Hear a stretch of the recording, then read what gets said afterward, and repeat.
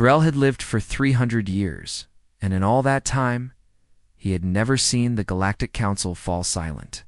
Not like this. Not with fear so thick he could taste it in the recycled air. The great chamber held representatives from 47 species. Ancient beings who had sailed between stars when humanity's ancestors still lived in caves. Powerful empires that commanded fleets of thousands. Civilizations that had existed for longer than most planets had held life, and all of them were afraid. The holographic display in the center of the chamber showed the message from the Dominion. Their demands were simple. Surrender 3 border systems, including a small human colony called New Busan. Pay tribute in resources and slaves. Accept dominion, rule over all contested territories, or face complete destruction. Varel knew what would happen next. He had seen it 17 times before. A species would receive such an ultimatum, calculate the odds, and surrender. This was the logical choice. The Dominion had never lost a war. Their ships were massive, their weapons terrible, their soldiers bred for nothing but killing his own people. The Korvathi had made this calculation 2,000 years ago. They had surrendered without a single shot fired. They had become useful to the Dominion as translators and diplomats. They had survived. Survival was everything. Survival was the only thing that mattered. The Telmari ambassador spoke first. His species controlled vast trading networks across 3 sectors. "We counsel acceptance of terms," he said, his voice careful and measured. "The Dominion's military strength is beyond question. Resistance would only increase the suffering." Other voices joined in agreement. The Vorshi suggested negotiation for better terms. The Kalani proposed offering additional tribute to spare the human colony. Everyone spoke of logic, of mathematics, of acceptable losses. Varel watched the human delegation throughout this discussion. There were only 3 of them. A small group for such an important meeting. They sat quietly, their faces unreadable. While ancient species decided the fate of their people, he had studied humans extensively. His role as a diplomatic observer required him to understand all species he might encounter. Humans were a young race, barely 300 years into space travel. Their bodies were soft and fragile. They lived short lives, rarely more than 120 years. They had no natural weapons, no armor, no venom. By every measure, they should have been a minor species, weak, forgettable, easy to conquer. And yet, every intelligence report Varel had ever read about humans contained the same strange warning. Different words, different languages, but always the same message. Do not provoke humanity into open war. He had never understood why. Today, perhaps he would learn. The council speaker, a massive Gorvath with 6 arms and scales like polished metal, turned to the human delegation. "The council recognizes the representative of the Terran Union. You may speak." The human ambassador rose from her seat. Her name was Youngji Cho. She was small, even for a human. Her hair was gray with age, her face lined with years. She looked like someone's grandmother, harmless, fragile. She walked slowly to the center of the chamber. Every eye, every sensor, every attention focused on her. Varel expected a long speech. Humans were known for their love of words. He expected arguments, pleas, perhaps even tears. He expected her to beg for mercy, to offer compromises. To negotiate for the best possible surrender terms, Youngji Cho stood in the center of the Galactic Council, surrounded by the most powerful beings in known space, and spoke 4 words: "We will not yield." The silence that followed was absolute. Varel felt something cold move through his body, something he could not name. The council speaker leaned forward. "Ambassador Cho, perhaps you do not understand the situation? The Dominion fleet numbers over 40 warships. Your forces in that sector cannot exceed 12 vessels. The mathematics of this engagement are clear." Youngji Cho did not move, did not blink. "We understand the mathematics perfectly. Eileen, you understand that resistance is futile. Your colony will be destroyed. Your ships will be scattered atoms. Your people will die for nothing." "No," the old woman said, and her voice carried a weight that made Varel's scales itch. they will die for something. They will die for the 40,000 people on New Busan. They will die for the children who deserve to grow up free. They will die because we do not abandon our own. A Kelani diplomat made a sound of frustration. This is emotion, not strategy. One colony is not worth the destruction of your fleet. Evacuate the population and surrender the territory. This is the logical choice. Yoonji turned to face the Kalani. Her eyes were hard as stone. You speak of logic. Let me offer you some. If we surrender New Busan today, the Dominion will demand another colony tomorrow, and another the day after. They will keep taking until there is nothing left. The price of surrender is never paid once. It is paid forever. She looked around the chamber, meeting the eyes of every delegate. We know what you think of us. Young, weak, foolish. Perhaps you are right. But we have learned something in our short history that older species seem to have forgotten. Some things are worth more than survival. Some things are worth dying for. The council speaker's voice carried a note of genuine confusion. What could possibly be worth extinction? Yoonji Cho smiled. It was not a warm smile. Ask the Dominion. When they come for you next, and you have no one left willing to fight beside you, ask them what humanity died for. And then ask yourself what you are living for. She returned to her seat. The chamber remained silent. Vrel found himself assigned as a diplomatic observer to the human fleet. The council wanted documentation of what happened next. They expected to record humanity's destruction. To use it as a lesson for other young species who might consider resistance, Vrel expected the same. 3 days later, he stood in the docking bay of the human warship Defiance. It was smaller than he had imagined. Cramped. The walls were covered in strange decorations. Images and symbols he did not understand. It smelled of recycled air and something else. Something organic. Captain Minho Park met him at the airlock. He was a tall man with broad shoulders and calm eyes. His uniform was simple, dark blue with silver trim. He carried no visible weapons, but Vrel noticed the way he moved, balanced, ready. Welcome aboard, Observer Vrel, the captain said. His voice was quiet, controlled. I hope your stay will be educational. I am here to document these events for the Galactic Council, Vrel replied formally. I will remain neutral and objective. Minho studied him for a long moment. Then he smiled, and something in that smile made Vrel deeply uncomfortable. You are here to watch us die, Minho said. I understand. The Council expects us to fail. They want to use our destruction as a warning to others. He turned and began walking into the ship. I hope we disappoint you, Observer. I truly do. Vrel followed the captain into the depths of the Defiance and wondered why his hands were shaking. The Defiance traveled through space for 6 days before reaching the contested border. 6 days that changed everything Vrel thought he knew about humanity. On the first day, he stayed in his assigned quarters. The room was small but comfortable, designed for beings larger than humans. He reviewed his notes, prepared his recording equipment, and waited for the humans to begin their preparations for death. He expected fear. He expected panic. He expected the crew to spend their final days in desperate prayer or frozen terror. Instead, he heard laughter. It came from the corridor outside his room. Human voices raised in amusement. Someone was telling a story, and others were responding with sounds of delight. Vrel opened his door and watched 3 crew members walk past, their faces bright with humor. They were going to die. Did they not understand this? On the second day, Lieutenant Hannah Yoon found him in the observation deck staring at the stars. She was a young woman with sharp eyes and quick movements.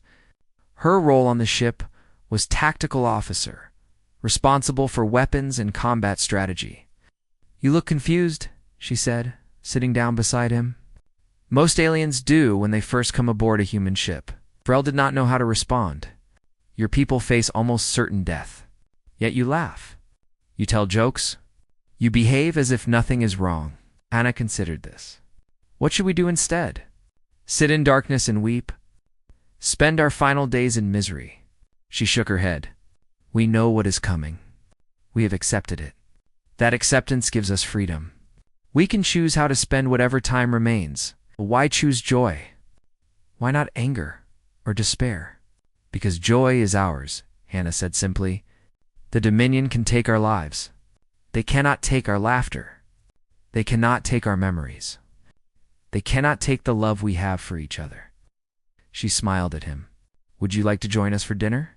The food is terrible, but the company is good. Rel accepted the invitation. He sat in the crowded mess hall, surrounded by humans eating food that smelled of fire and strange spices. They included him in their conversations. They asked about his home world. They shared stories of Earth, of their families, of the places they loved. Sergeant Tai Wu Shin sat across from him. The man was built like a mountain with hands that could crush stone.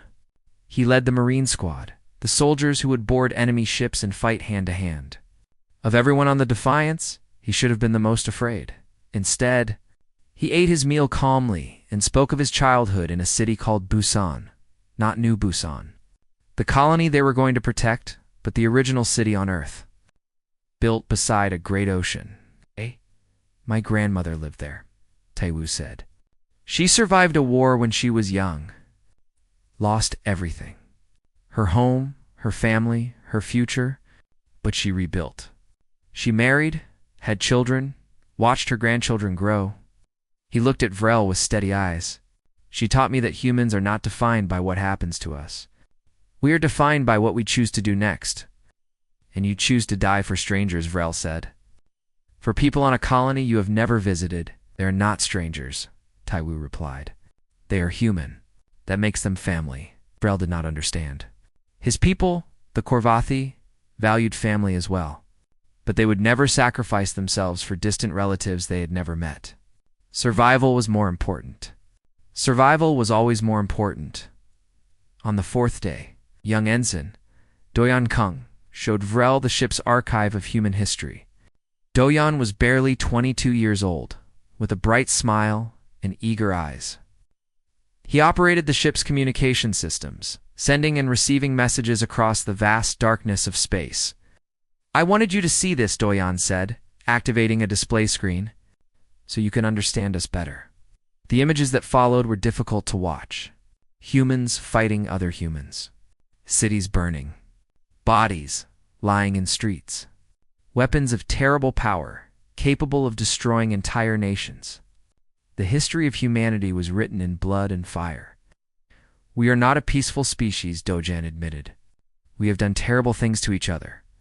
Wars over land, over resources, over ideas. Millions dead. Sometimes billions. He paused. But look at this. The images changed. A soldier carrying a wounded enemy to safety. Civilians forming chains to rescue strangers from floodwaters. A single man standing before a column of war machines refusing to move. People running into burning buildings to save children they had never met. This is also human, Doyan said. We are capable of great evil. But we are also capable of great love. And somewhere in our history, we decided that the people beside us mattered more than our own survival. That choice made us who we are. Dr. Sora Beek was the ship's medic. She was a small woman with gentle hands and a soft voice. On the fifth day, she explained human biology to Vrel, while treating a crew member's minor injury. Our bodies are fragile by galactic standards, she said, applying medicine to a cut on a young sailor's arm. We break easily, we bleed. We die from injuries that other species would barely notice. Then how do you fight? Vrel asked. Sora smiled. We have a chemical called adrenaline. When we are afraid, when we are threatened, our bodies flood with it. Our hearts beat faster. Our muscles grow stronger. Our minds become sharper. Pain becomes distant. Fear becomes fuel. She finished treating the sailor and sent him on his way. Then she turned to Vrel with eyes that held something ancient and terrible. Human bodies are designed to fight even when we are dying, she said. We can continue functioning through injuries that would kill most species instantly. A human with a sword through their chest can still pull the trigger. A human with both legs broken can still crawl toward the enemy.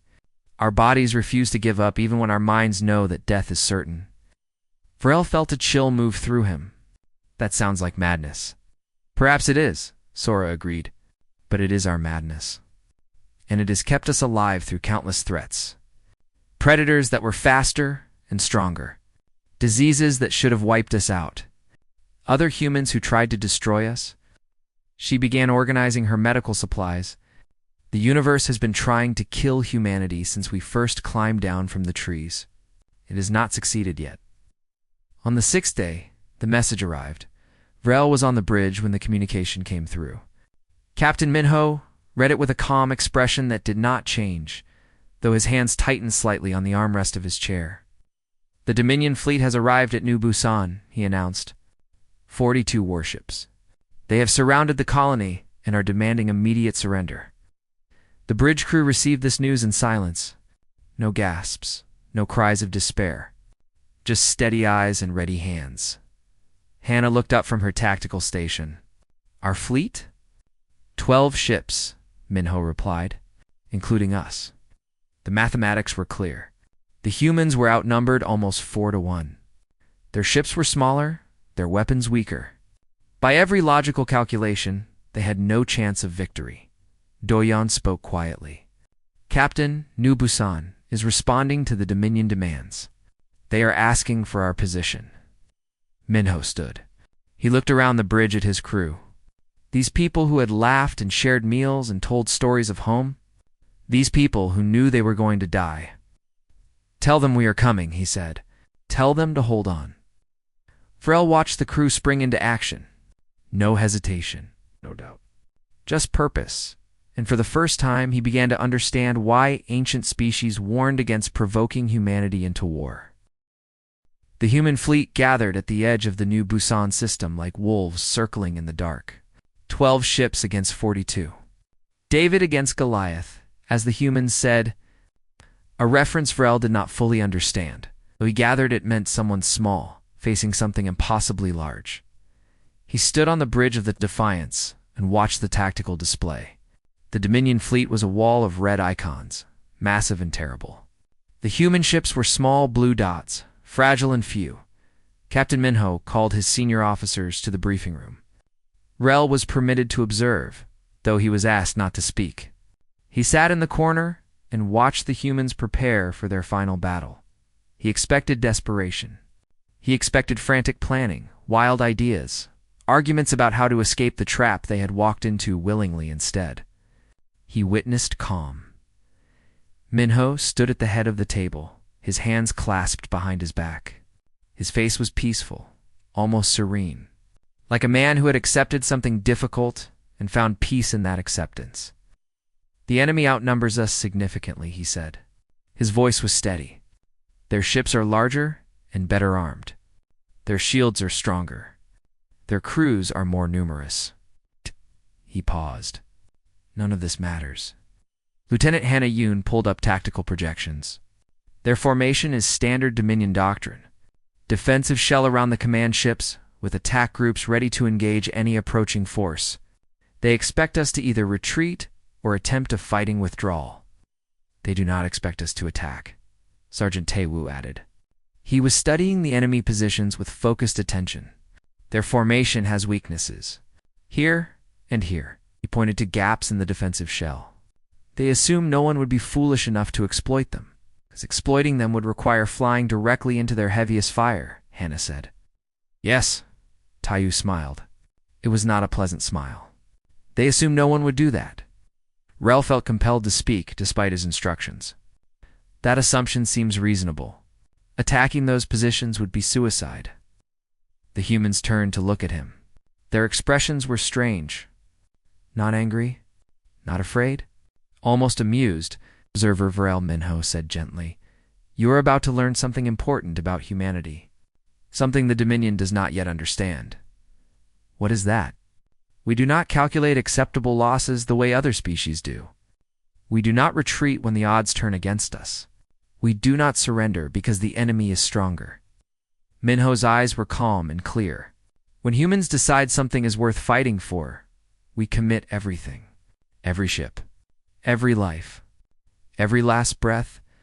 Ensign Doyen was working at the communication station. Captain, The Dominion commander is broadcasting a message to all human ships. Put it through." The holographic display flickered, and a Dominion officer appeared. He was massive, his body covered in thick armor plates, his eyes cold and predatory. Behind him, Vrel could see the bridge of a Dominion battleship, vast and intimidating. "Human vessels," the Dominion commander said. "I am Fleet Master Gorvin. You are surrounded and outmatched. Your destruction is certain if you engage. I offer you one final opportunity to surrender. Your crews will be spared. Your colony will be occupied but not destroyed. This is more mercy than you deserve." The transmission ended. Silence filled the briefing room. Minho looked around at his officers. "Any thoughts?" "He thinks we are afraid," Hannah said quietly. "He thinks we will calculate the odds and choose survival. Thinks we are like every other species he has conquered," Taiwu added. "He does not understand us." Minho nodded slowly. Then he turned to Doyen. "Open a channel to the entire fleet." Doyen worked his console. "Channel open, sir?" Minho straightened his uniform. He did not raise his voice. He did not give a rousing speech filled with grand words and dramatic promises. He simply spoke as one person speaking to friends. "This is Captain Park of the Defiance. You all know why we are here. You all know what we face. The Dominion expects us to be reasonable. They expect us to count ships and calculate odds and decide that our lives are worth more than the people we came to protect." In the silence, Vrel could hear his own heartbeat. "They are asking us to let them take our people. They are asking us to stand aside while they enslave our children. They are asking us to be practical, to be logical, to be safe." Minho's voice hardened. "What do we say?" The response came from every ship in the fleet. Vrel heard it through the communication system, a chorus of human voices speaking a single word with absolute conviction. "No."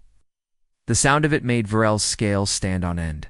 There was something in that word, something ancient, something that went beyond language, beyond species, beyond anything he had ever experienced. Minho smiled. "Fleet Command, this is Captain Park. Begin attack run. All ships. Maximum acceleration. We are going through them." Vrel grabbed the edge of his seat. "Going through them? You mean to charge directly into their formation?" "Yes, that is insane. You will be destroyed before you reach their line." Minho turned to face him. His eyes were calm, but beneath the calm, Vrel saw something else. Something that burned like a star, perhaps the captain said. "But we will make them remember us. Every ship we destroy, every wound we inflict, every second we fight is a message to the galaxy. A message that says some things are worth dying for. A message that says humanity does not kneel." The Defiance shuddered as its engines engaged at full power. Through the viewport, Vrel could see the other human ships accelerating beside them. A thin line of blue light racing toward a wall of red death. The Dominion commander's voice came through again. "Human vessels, you are accelerating toward our position. This is your final warning. Reduce speed and surrender, or you will be destroyed."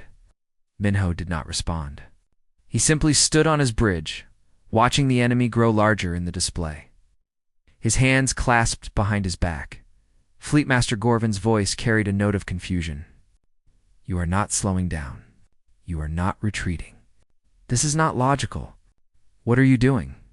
Hannah looked up from her tactical station.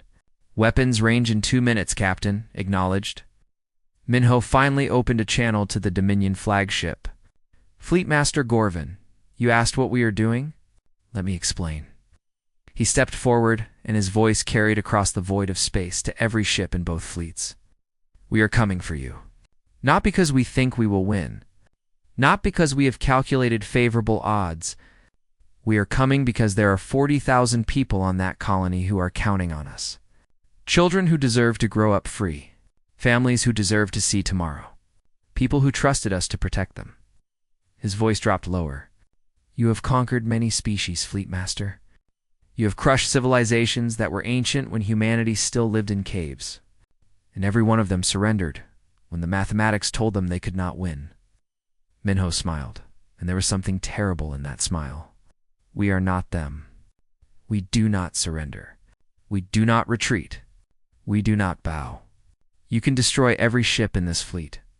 You can kill every single one of us, but we will make you pay for it.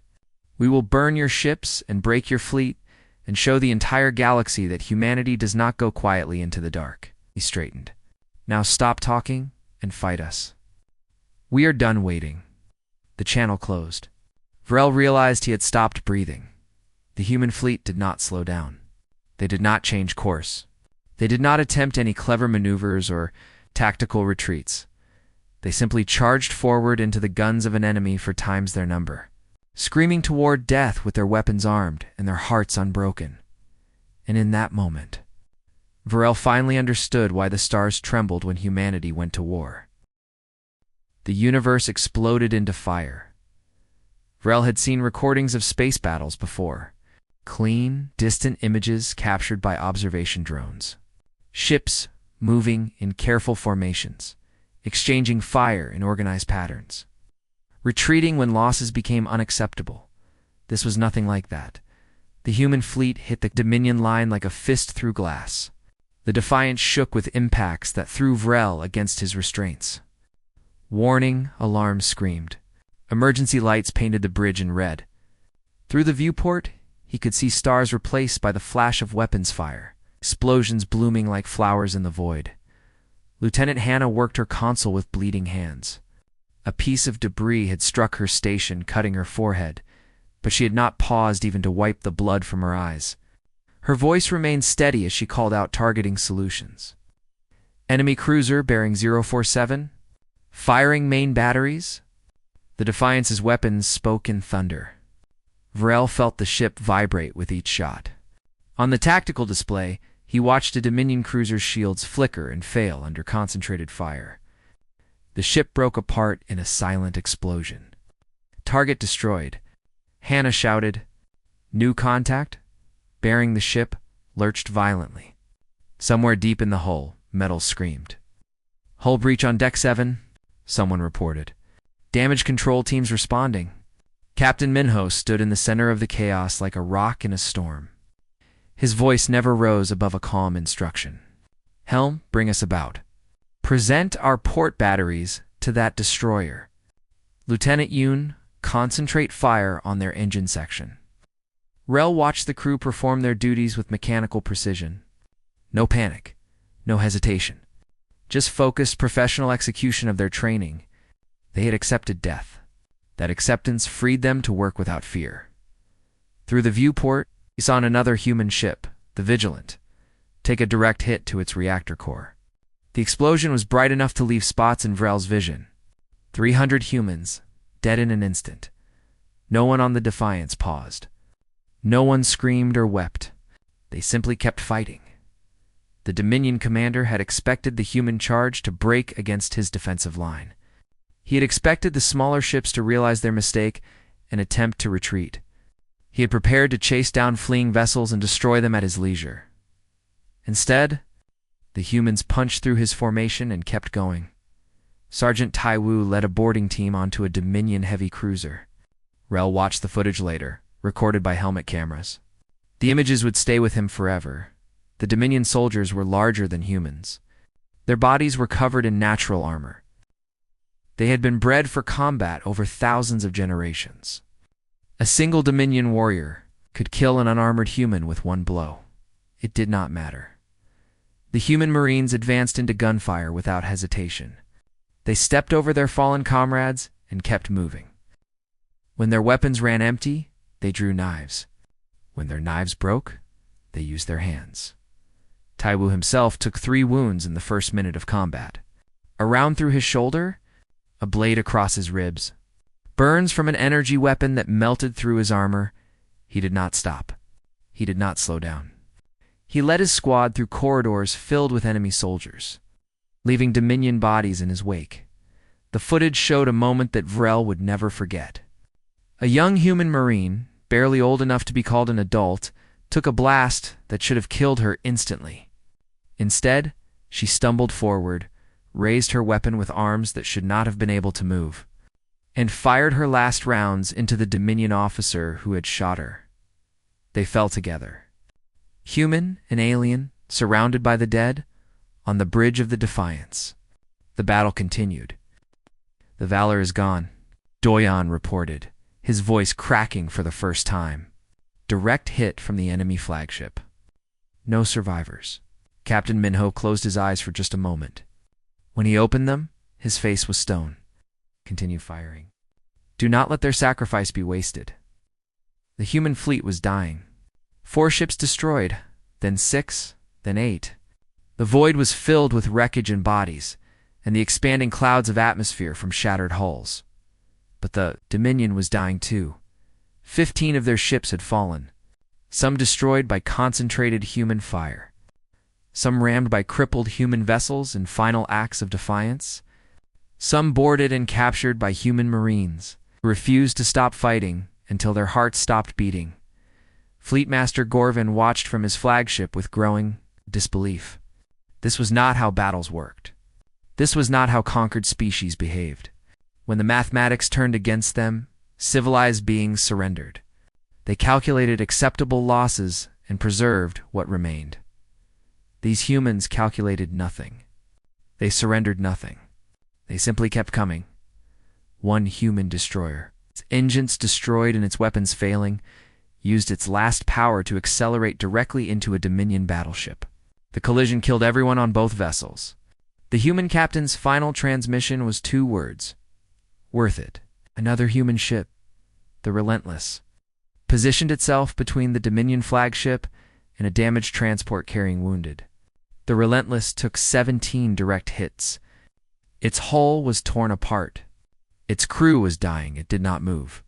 It stayed in position, absorbing fire meant for the wounded, until there was nothing left but scattered metal and the echo of human courage. Dr. Sora. Beak worked in the Defiance's medical bay throughout the battle. Rel found her later, still operating on wounded crew members. Her hands steady, despite 18 hours without rest. The medical bay was overwhelmed. Humans lay on every surface, some screaming, some silent, some already beyond help. Sora moved between them with calm efficiency, saving who she could, easing the passage of those she could not. "You should rest," Vrel said. Sora did not look up from her patient. "When it is over, it may never be over. Then I will rest when I am dead." She finished her work and moved to the next wounded sailor. "Until then, there are people who need me." The battle lasted for hours. For hours of fire and death and courage beyond anything Vrel had ever witnessed. When it ended, the human fleet was shattered. Only 3 ships remained operational. The Defiance was among them, though barely. Half its crew was dead or wounded. Its hull was torn open in a dozen places. Its weapons were nearly depleted, but the Dominion fleet was retreating. Not because they had lost. By the numbers, they were still winning. They still had 27 ships to humanity's 3. They could have finished the battle and claimed total victory, but Fleetmaster Gorvin had finally understood something that his species had never encountered before. Humans did not stop. They did not surrender. They did not calculate acceptable losses and withdraw to fight another day. When they decided something was worth fighting for, they committed everything, held nothing back, and kept coming until there was nothing left. The cost of destroying humanity would not be paid in ships and soldiers. It would be paid in blood and fire that never ended. Every human world would become another New Busan. Every human colony would produce soldiers who fought to their last breath. Every generation would remember the dead and demand vengeance. The mathematics of conquering. Humanity were simple. It was possible to win the battle. It was impossible to win the war. As the Dominion fleet retreated into the darkness between stars, Vrel stood on the bridge of the Defiance and watched Captain Minho stare at the empty void where his enemies had been. The captain's face was exhausted. His uniform was torn and stained with blood, some of it his own. His hands trembled slightly. The first sign of weakness Vrel had ever seen from him. But his eyes were still burning. "We did it," Doyon whispered. His hands were wrapped in bandages from burns he had received when his console exploded. "They are leaving. We actually did it." Minho nodded slowly. "New Busan is safe. The colony survives. How many did we lose? Hannah asked quietly. The captain did not answer for a long moment. When he spoke, his voice was heavy with grief he would carry for the rest of his life. Too many. Far too many. He straightened, pushing away the exhaustion by force of will. But they did not die for nothing. They died for something. And that is all any of us can ask.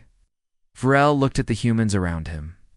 These broken, bleeding, grieving creatures who had charged into impossible odds and emerged victorious through sheer refusal to surrender, and he understood.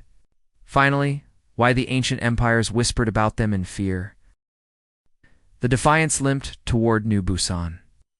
With its wounds open to the stars, Vrel walked through corridors that had been filled with laughter just days ago. Now they were silent except for the groans of the wounded and the quiet sobs of those who mourned. The walls were scorched with weapons fire. The floors were stained with blood. The air smelled of smoke and medicine and death. He found humans grieving in every corner of the ship. They held each other. They spoke the names of the fallen. They shared memories of friends who would never come home. Sergeant Taiwu sat alone in the Marine barracks, surrounded by empty bunks. His wounds had been treated, but he moved like a man carrying something far heavier than physical pain. In his hands, he held a small data pad scrolling through a list of names. His Marines. 27 had boarded the enemy ship with him. 11 had come back. Vrel sat down beside him. He did not know what to say. His people did not have rituals for this kind of grief. The Korvathi had avoided war for so long that they had forgotten how to mourn warriors. Do you regret it? Vrel finally asked. Taiwu did not look up from the names. Regret what? Fighting, dying, losing so many for a colony you had never visited. The sergeant was quiet for a long moment. Then he turned off the data pad and looked at Vrel with eyes that held more pain than any being should have to carry. I regret that they are gone, Taiwu said.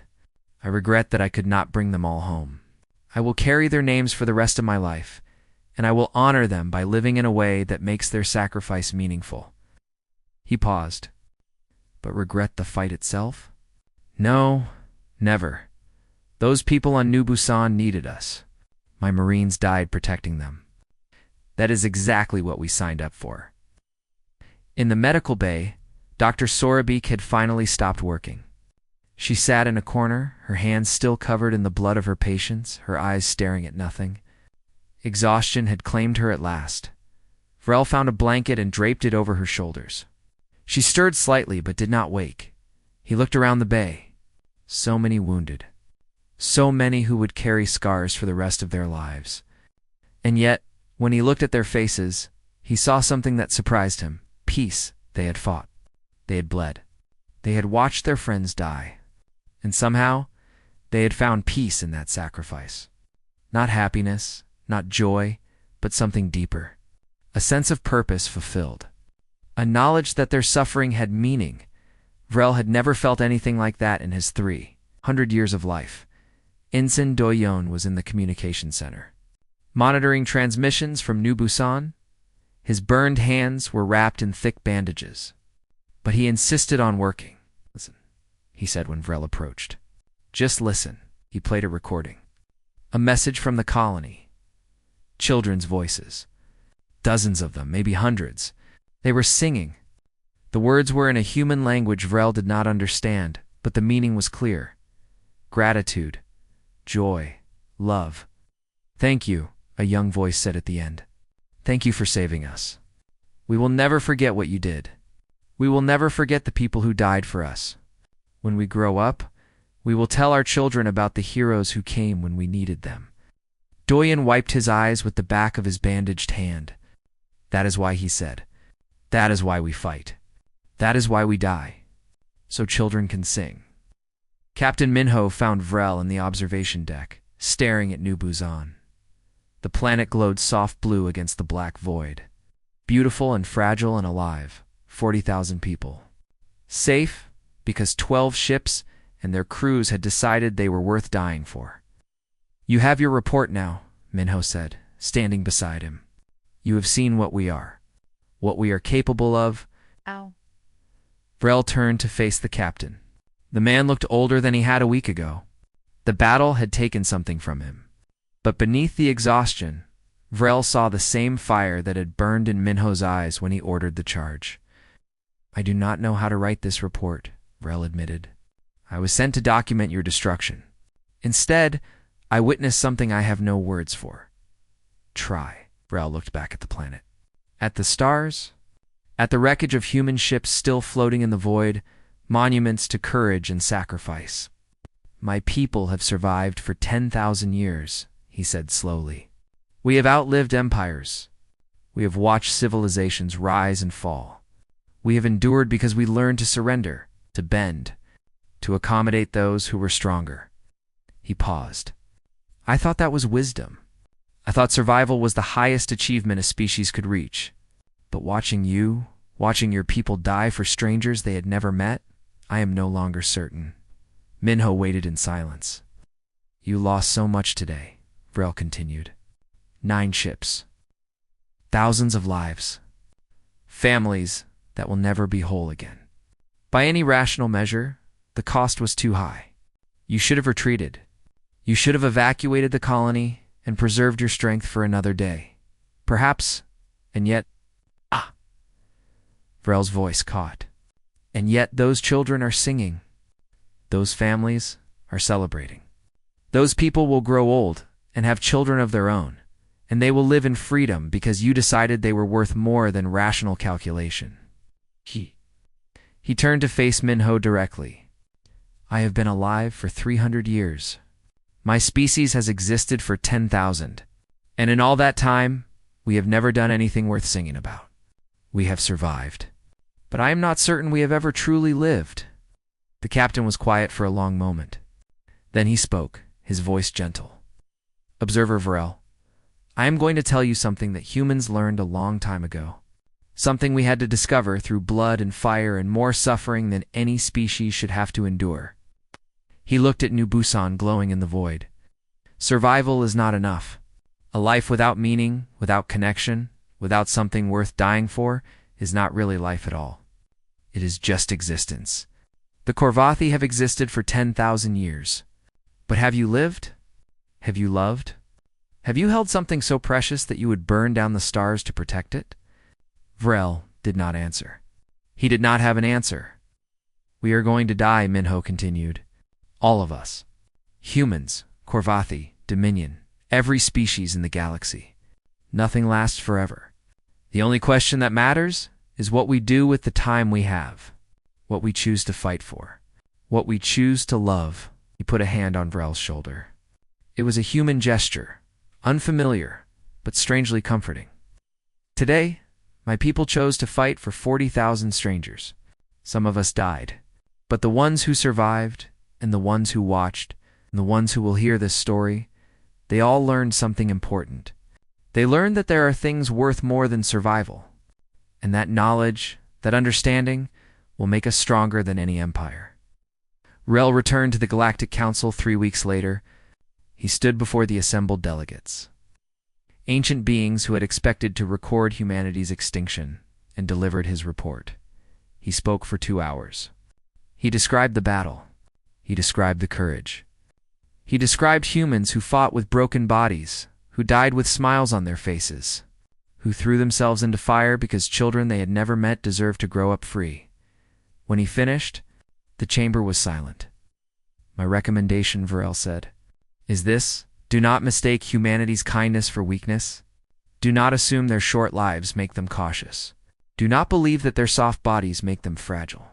They are creatures of death and fire who have waged war upon themselves for their entire existence and emerged stronger for it." He looked around the chamber at the faces of beings who had spent millennia learning to fear. They love deeply, and they will burn down the stars for what they love. If you threaten what they protect, they will not negotiate. They will not calculate. They will not surrender. They will charge into the fire and make you pay for every step. He paused.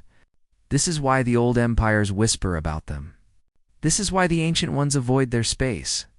This is why the stars tremble when humanity goes to war." His voice dropped. "I have seen it with my own eyes, and I am afraid." not of what they will do to us, but of what we have become by never learning to fight for anything at all. The Galactic Council received his report in silence. It would be archived in the records of every spacefaring species for millennia to come. 5 years later, the Korvathi delegation quietly requested human protection for their border systems. When asked why they had abandoned their ancient policy of surrender, the Korvathi ambassador, a being named Vrel, offered a small and unfamiliar smile. Ow. Because some things, he said, are worth fighting for. And somewhere in the void, children sang songs about heroes who had come when they were needed. Songs that would echo across generations. Songs that would remind the galaxy forever why the stars trembled when humanity went to war,